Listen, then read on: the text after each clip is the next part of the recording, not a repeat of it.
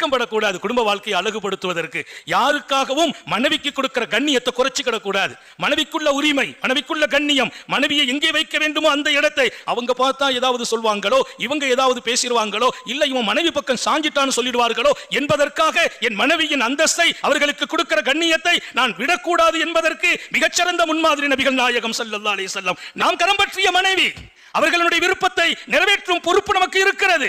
யாருக்கு பயப்பட வேண்டும்? மரியாதை என்பது எல்லோருக்கும் கொடுக்க வேண்டும், கட்டுப்படுதல் இருக்க வேண்டும். கண்ணியம் கொடுக்க வேண்டிய இடத்தில் மனைவியை தூரமாக்க முடியாது. மனைவி அவர்களுக்கு என்ன ஸ்தானம்? மூணாவது இடத்தில் மனைவி வைத்து பார்ப்பதா? மனைவியை எங்கோ ஒரு ஓரத்தில் வைத்து பார்ப்பதா? என் வாழ்க்கையின் சம பங்காளி என் மனைவி, வாழ்க்கை பார்ட்னர்ஷிப் என் மனைவி.